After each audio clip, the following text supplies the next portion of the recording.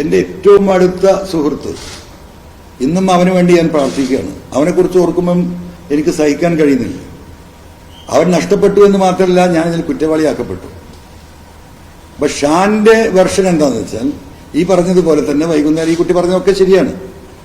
8:30 മണിയോട് കൂടിയിട്ട്, അതായത് ഒരു അരമണിക്കൂർ ഇവരവിടെ നിന്നു, ഒരു സിഗരറ്റ് വലിച്ചു. ഷാന് റിദാൻ ഫാസിലിന് ഫോൺ വന്നു, എടാ എൻ്റെ ഫ്രണ്ട്സ് വരുന്നുണ്ട് എന്ന് പറഞ്ഞു, നീ പൊയ്ക്കോ എന്ന് പറഞ്ഞു. ഇവനാണ് പോന്നു. അവന് അവിടുന്ന് മടങ്ങിയിട്ട് എടവണ്ണ വരുന്നു. എടവണ്ണ ഒരു സൂപ്പർ മാർക്കറ്റിൽ കയറി പെരുന്നാളിനുള്ള സാധനങ്ങൾ വാങ്ങുന്നു, വീട്ടിലേക്ക് പോകുന്നു. വീടിന്റെ അടുത്തെത്താൻ സമയത്ത് ഭാര്യ വിളിക്കുന്നു, കുറച്ച് ഫ്രൂട്ട്സ് കൂടി വാങ്ങണമെന്ന് പറയുന്നു. തിരിച്ച് അവൻ വീണ്ടും എടവണ്ണ വരുന്നു. ആ സാധനം കൂടി വാങ്ങി ഒരു 9:30 മണിയോടുകൂടി ഈ പറയുന്ന ഷാൻ വീട്ടിലെത്തിയിട്ടുണ്ട്. അതിനുശേഷം വീട്ടിൽ പോയി ഈ ഷാന്റെ ചെറിയ കുട്ടിയുമായി അങ്ങാടിയിലേക്ക് ഷാൻ ഇറങ്ങുന്നുണ്ട്. 10:30-10:45 വരെ ഷാൻ അന്ന് എടവണ്ണ അങ്ങാടി, ഈ മുണ്ടങ്ങര അവന്റെ വീടിന് തൊട്ടടുത്തുള്ള ചെറിയൊരു ഗ്രാമമാണ്, അങ്ങാടിയിലുണ്ട്. 10:30 പെരുന്നാൾ എന്താ പറയാ, ആ ഗ്രാമത്തിലുണ്ടാകുന്ന ഒരു സന്തോഷമൊക്കെ ഉണ്ടാവില്ല, അതൊക്കെ പങ്കെടുത്ത് വീട്ടിലേക്ക് പോകുന്നു. വീട്ടിൽ പോയി ഉറങ്ങുന്നു. 11 മണിക്ക് ഈ പറഞ്ഞതുപോലെ, ഈ പെൺകുട്ടി പറഞ്ഞതുപോലെ വിളിച്ചിട്ടുണ്ട്, അത് അവനെ അക്നോളജ് ചെയ്യുന്നു. 1 മണിക്ക് വിളിച്ചു എന്നുള്ളത് അക്നോളജ് ചെയ്യുന്നു. 4 മണിക്ക് വിളിച്ചു എന്നുള്ളതും അക്നോളജ് ചെയ്യുന്നു. ഇത് കഴിഞ്ഞ് രാവിലെ ഈ പെരുന്നാൾ കഴിഞ്ഞിട്ട് ഞാൻ വരാ എന്ന് പറഞ്ഞതിന്റെ അടിസ്ഥാനത്തിൽ ഈ കുട്ടി, അവന്റെ ഭാര്യയും കുട്ടിയും പള്ളിയിൽ നിന്ന് ഈദ്ഗാഹ ഉണ്ടാവുക, പുറത്താണ്, ഗ്രൗണ്ടിലാണ് നമസ്കാരം ഉണ്ടാവുക. ആ നമസ്കാര സ്ഥലത്ത് നിന്ന് ഈ മരിച്ച വീട്ടിലേക്ക് എത്തുന്നു. അപ്പൊ മരിച്ച വീട് അറിയില്ല. അപ്പൊ അവൻ പറഞ്ഞു, ഞാൻ നിസ്കരിച്ച് കഴിഞ്ഞ പെരുന്നാൾ ചോറ് ഉണ്ടിട്ട് തിരിച്ചു വരാം, എന്നിട്ട് നമുക്ക് പോയി അന്വേഷിച്ച് നോക്കാം എന്ന് പറഞ്ഞു. അനിയനോട് പറയുന്നു, നീ പോയി നോക്ക്. അതൊക്കെ അവൻ അക്നോളജ് ചെയ്യുന്നുണ്ട്. അത് കഴിഞ്ഞ് ഞാൻ വീട്ടിലെത്തുമ്പോഴേക്കും ഇതായി കോള് വരുന്നു, ഇങ്ങനെ മരിച്ചു പറഞ്ഞു. കൊണ്ടുപോയ ഭാര്യയും കുട്ടിയെയും ആ വീട്ടിന്റെ റോഡിൽ ഇറക്കി അവൻ തിരിച്ചു വരുന്നത്. തിരിച്ചു വന്നിട്ട് അവൻ നേരെ എടവണ്ണ പോലീസ് സ്റ്റേഷനിലൊക്കെ പോകുന്നത്.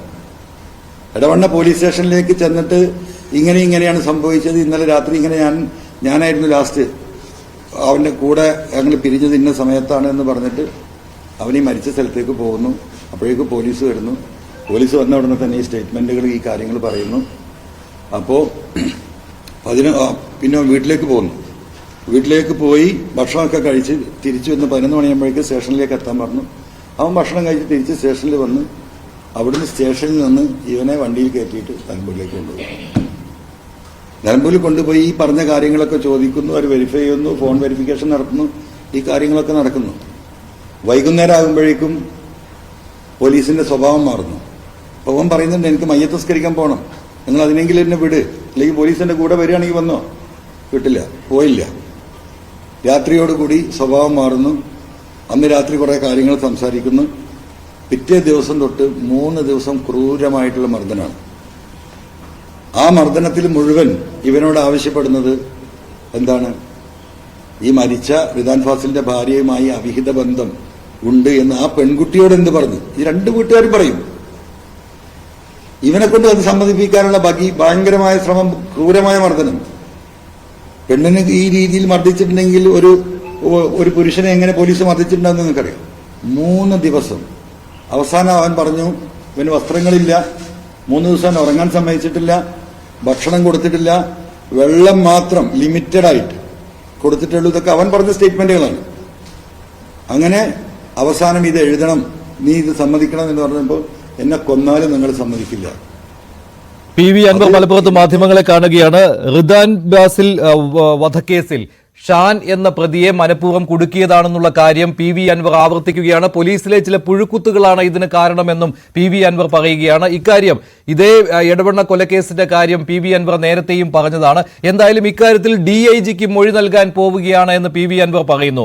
ഇന്ന് CPMന്റെ സംസ്ഥാന സെക്രട്ടേറിയറ്റ് യോഗം ചേർന്നിരുന്നു. പക്ഷേ PV അൻവർ പോലീസിനെതിരെ ഉന്നയിച്ച കാര്യങ്ങളും മുഖ്യമന്ത്രിയുടെ പൊളിറ്റിക്കൽ സെക്രട്ടറിക്കെതിരെ ഉന്നയിച്ച കാര്യങ്ങളും പാർട്ടി ചർച്ച ചെയ്തിട്ടില്ല. MR അജിത് കുമാറിന് എതിരെ PV അൻവർ ഉന്നയിച്ച പരാതി അത് ഭരണതലത്തിൽ അന്വേഷിക്കുന്നുണ്ട്, DGP അന്വേഷിക്കുന്നുണ്ട്. അതിന്റെ റിപ്പോർട്ട് വരട്ടെ, അതിനുശേഷം എന്തെങ്കിലും പരാമർശമുണ്ടെങ്കിൽ അക്കാര്യത്തിൽ പരിശോധന നടത്താമെന്നാണ് CPM സംസ്ഥാന സെക്രട്ടറി MV ഗോവിന്ദൻ പറഞ്ഞത്.